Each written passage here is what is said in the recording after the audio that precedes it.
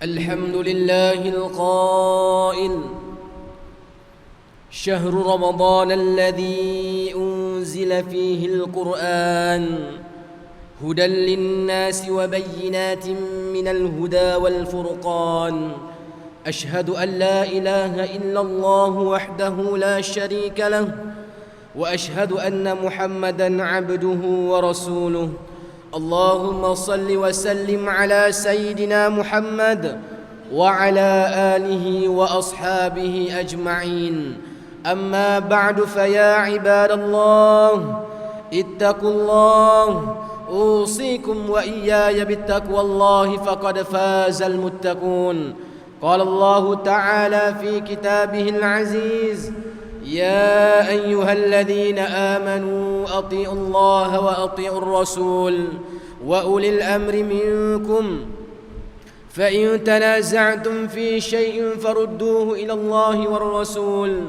إن كنتم تؤمنون بالله واليوم الآخر ذلك خير وأحسن تأويلا. Bermaksud, wahai orang yang beriman, taatlah kamu kepada Allah dan taatlah kamu kepada Rasulullah dan kepada ulil amr, yakni orang-orang yang berkuasa daripada kalangan kamu. Kemudian jika kamu berselisihan, jika kamu berbantah-bantah, yakni berselisihan di dalam sesuatu perkara, maka hendaklah kamu mengembalikannya kepada kitabullah, yakni Al-Quran dan As-Sunnah Rasulnya.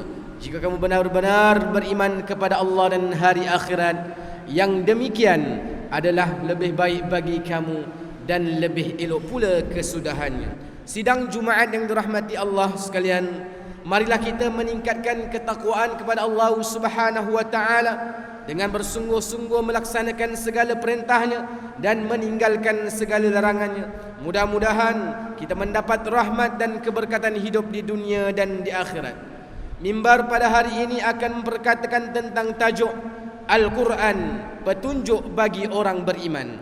Sidang Jumaat yang dirahmati Allah sekalian, pada hari Jumaat yang mulia bersempena dengan bulan Ramadan yang penuh keberkatan ini, mimbar ingin mengajak para jemaah sekalian untuk kita bersama-sama menghargai akan nikmat salah satu daripada mukjizat teragung yang pernah diturunkan kepada baginda Rasulullah sallallahu alaihi wasallam, yaitu Al-Quran. Sesungguhnya tanggal 17 Ramadan merupakan tarikh yang amat penting bagi umat Islam, kerana pada tarikh ini berlakunya peristiwa penurunan wahyu pertama kepada baginda Rasulullah sallallahu alaihi wasallam di Gua Hira. Peristiwa penurunan wahyu ini sangat bermakna di dalam sejarah umat Islam, kerana ia menjadi titik tolak kepada perubahan akidah yang lurus, dan ia juga merupakan satu permulaan kepada dakwah Islamiyah. Firman Allah Subhanahu wa taala yang dibacakan pada awal khutbah tadi dalam surah Al-Baqarah ayat 185 yang bermaksud, masa yang diwajibkan kamu berpuasa itu ialah bulan Ramadan yang padanya diturunkan Al-Quran, menjadi petunjuk bagi sekalian manusia dan menjadi keterangan-keterangan yang menjelaskan petunjuk, dan yakni menjelaskan perbezaan antara yang benar dan yang salah. Ma'asyiral muslimin rahimakumullah, Al-Quran merupakan kalamullah yang diturunkan kepada Rasulullah sallallahu alaihi wasallam secara mutawatir dan menjadi satu ibadah bagi mereka yang membacanya. Al-Quran juga bukan sekadar untuk dibaca dan difahami maknanya, tetapi ianya seperti buku panduan hidup yang akan memberikan syafaat kepada orang yang menjadikannya sebagai rujukan. Syafaat daripada Al-Quran itu sangat besar dan luas. Syafaat bermaksud pertolongan yang diberikan oleh Allah Subhanahu wa taala bagi memenuhi hajat atau melepaskan manusia daripada kesusahan dan kesengsaraan di akhirat kelak. Hal ini sebagaimana yang disebutkan dalam satu hadis yang diriwayatkan oleh Al-Imam At-Tirmidzi daripada Sayyidina Ali bin Abi Talib radhiyallahu an bahawasanya baginda Rasulullah sallallahu alaihi wasallam bersabda yang bermaksud, barang siapa yang membaca Al-Quran kemudian dia menghafaznya dan menghalalkan apa yang dihalalkan yakni oleh Al-Quran, serta mengharamkan apa yang diharamkan yakni oleh Al-Quran, nescaya dengan itu Allah Subhanahu wa taala akan memasukkannya ke dalam syurga dan dapat memberi syafaat kepada 10 ahli keluarga yang dikira masuk neraka. Jika kita menghayati maksud daripada hadis Nabi sallallahu alaihi wasallam ini, kita akan dapati bahawa Al-Quran itu adalah syafaat yang sangat agung bagi manusia. Ia mampu menyelamatkan manusia daripada kemurkaan Allah Subhanahu wa taala dan azab siksaan api neraka. Sidang Jumaat yang dirahmati Allah sekalian, setelah kita yakin dan percaya dengan kelebihan yang ada pada Al-Quran, maka kita bertanya pula, bagaimanakah cara untuk kita menjadikan Al-Quran itu sebagai pemberi syafaat dalam hidup kita? Antaranya ialah, pertama, kita hendaklah menjadikan amalan membaca Al-Quran sebagai satu rutin harian dalam hidup kita dan sebagai makanan rohani jiwa kita. Sebagaimana perut kita memerlukan makanan untuk dimakan, begitulah roh kita memerlukan suatu makanan untuk diisi. Peruntukkanlah sebahagian waktu kita setiap hari untuk diisi dengan bacaan Al-Quran secara istiqamah. Jangan malu untuk terus belajar sekiranya bacaan Al-Quran kita masih belum begitu baik.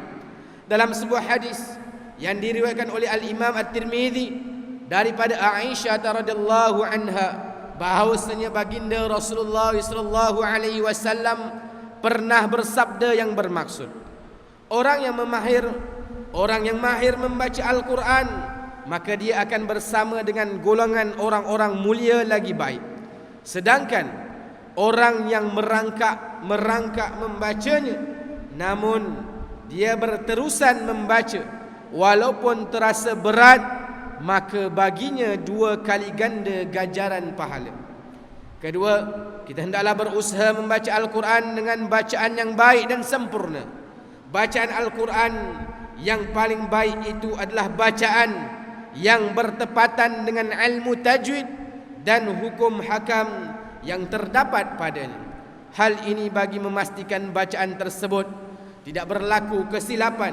Ingatlah bahawa satu kesilapan pada baris ayat Al-Quran itu boleh membawa kesilapan yang besar pada maknanya. Oleh itu yang demikian, wajib hukumnya seseorang itu meluangkan masa untuk belajar dan mengajarkan Al-Quran. Dalam sebuah hadis yang diriwayatkan oleh Al-Imam At-Tirmidzi daripada Utsman bin Affan radhiyallahu an, bahawasanya baginda Rasulullah sallallahu alaihi wasallam bersabda, khairukum man ta'allama al-Qur'ana wa 'allamahu. Sebaik-baik kalian itu adalah mereka yang mempelajari Al-Quran dan mengajarkannya. Ketiga, sekiranya seseorang itu tidak mampu untuk membaca Al-Quran, maka dianjurkan untuk memperbanyakkan mendengar bacaan Al-Quran, kerana mereka yang mendengar Al-Quran itu juga akan turut memperoleh pahala di samping mendapat ketenangan jiwa. Firman Allah Subhanahu wa taala dalam surah Al-Anfal ayat kedua yang bermaksud, sesungguhnya orang-orang yang beriman itu, yakni yang sempurna imannya, ialah mereka yang apabila disebut nama Allah Subhanahu wa taala, yakni dan sifat-sifatnya, gemetarlah hati mereka, dan apabila dibacakan kepada mereka ayat-ayatnya, menjadikan mereka bertambah iman, dan kepada Tuhan mereka jualah mereka berserah. Sidang Jumaat yang dirahmati Allah sekalian, keempat, mereka yang membaca Al-Quran juga digalakkan untuk mengkaji dan memahami isi kandungan ayat Al-Quran. Al-Quran itu diturunkan sebagai panduan dalam hidup manusia. Al-Quran bukan hanya sekadar untuk dibaca, akan tetapi perlu difahami dan dihayati isi kandungnya. Firman Allah Subhanahu wa taala dalam surah Al-Isra ayat 9 yang bermaksud, sesungguhnya Al-Quran ini memberi petunjuk ke jalan yang amat betul, yakni agama Islam, dan memberikan berita yang menggembirakan kepada orang-orang yang beriman, yang mengerjakan amal-amal saleh, bahawa mereka beroleh pahala yang besar. Sidang Jumaat yang dirahmati Allah sekalian, sebagai kesimpulan bagi mengakhiri khutbah pada kali ini, mimbar ingin menyuruh jemaah sekalian dengan mengambil keberkatan bulan Ramadan yang mulia ini. Marilah kita buktikan keimanan kita kepada Allah Subhanahu wa taala dengan amalan membaca, mendalami dan mengamalkan ajaran Al-Quran. Yakinlah bahawa barang siapa yang mendampingi Al-Quran ketika mereka masih hidup, maka Al-Quran itu akan menjadi hujah baginya setelah dia mati kelak. Tanamlah azam yang tinggi di dalam bulan Ramadan ini untuk mengkhatamkan Al-Quran. Sekiranya kita dapat melazimi satu juzuk bacaan Al-Quran atau lebih dalam satu hari, maka insya-Allah kita akan dapat mengkhatamkan seluruh bacaan Al-Quran dalam bulan yang mulia ini. Semoga Al-Quran ini akan memberi syafaat dan bekalan untuk kita di akhirat kelak. Marilah kita sama-sama merenung sejenak firman Allah Subhanahu wa taala dalam surah An-Nahl ayat 44. Bil bayyinati waz zubur wa anzalna ilaika adh-dhikra litubayyana lin-nas ma nuzzila ilaihim wa la'allahum yatafakkarun.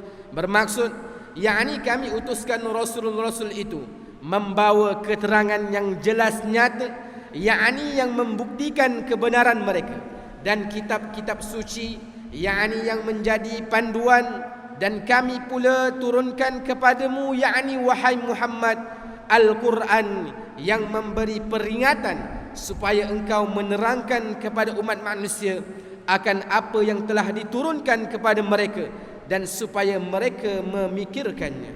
Barakallahu li wa lakum bil Qur'anil azim wa nafa'ani wa iyyakum bima fihi minal ayati wadh-dhikril hakim wa taqabbala minni wa minkum tilawatahu innahu huwas sami'ul alim.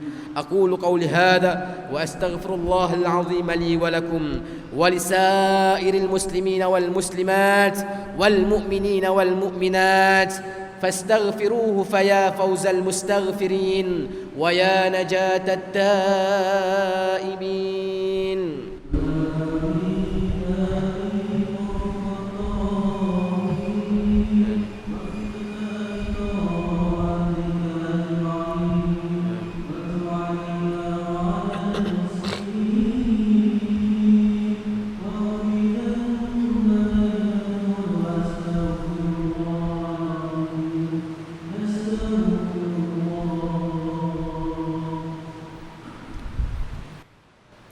الحمد لله حمدا كثيرا كما أمر.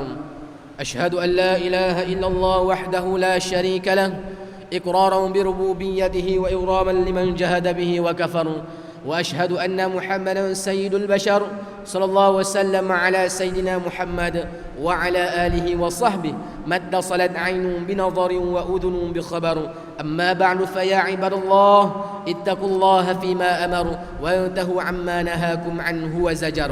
Wahai hamba Allah, ingatlah bahawa kehidupan dunia ini adalah tempat tumpangan untuk sementara.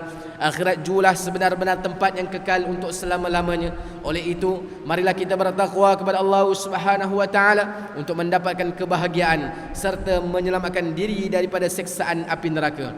Allah Subhanahu wa taala berfirman di dalam surah Al-Ahzab ayat ke-56, Innallaha wa malaikatahu yusalluna 'alan nabi ya ayyuhalladzina amanu sallu 'alaihi wa sallimu taslima. Bermaksud, sesungguhnya Allah Subhanahu wa taala dan malaikatnya bersalawat yakni memberi segala penghormatan dan kebaikan kepada Nabi Muhammad sallallahu alaihi wasallam. Wahai orang yang beriman, berselawatlah kamu kepadanya serta ucapkanlah salam sejahtera dengan penghormatan yang sepenuhnya. Allahumma salli wa sallim ala sayyidina Muhammad wa ala ali sayyidina wa maulana Muhammad. Marilah kita bermohon kepada Allah Subhanahu wa taala, semoga Allah Subhanahu wa taala meridai khalifah Rasulullah sallallahu alaihi wasallam, yaitu Sayyidina Abu Bakar As-Siddiq radhiyallahu an, Sayyidina Umar bin Al-Khattab radhiyallahu an, Sayyidina Uthman bin Affan radhiyallahu an, dan Sayyidina Ali bin Abi Talib radhiyallahu an, dan sahabat-sahabat baginda yang sama-sama berjuang menegakkan agama Allah yang maha suci ini radhiyallahu anhum. Seterusnya kepada bapa saudara junjungan kita Sayyidina Hamzah dan Sayyidina Abbas radhiyallahu anhuma, cucunda baginda Sayyidina Hasan dan Sayyidina Husain radhiyallahu anhuma, putri-putri baginda Sayyidatuna Fatimah Az-Zahra dan lain-lainnya radhiyallahu anhunna, isteri-isteri baginda Sayyidatuna Khadijah, Sayyidatuna Aisyah dan lain-lainnya radhiyallahu anhunna. Seterusnya kepada sekalian keluarga, sahabat-sahabat, pengikut-pengikut sahabat radhiyallahu anhum, dan yang menuruti mereka itu dari semasa ke semasa hingga ke hari kiamat. Allahumma ighfir lil muslimina wal muslimat wal mu'minina wal mu'minat al ahya'i minhum wal amwat. Ya Allah, ampunkanlah sekalian kaum muslimin dan muslimat, mukminin dan mukminat, sama ada yang masih hidup ataupun yang telah meninggal dunia.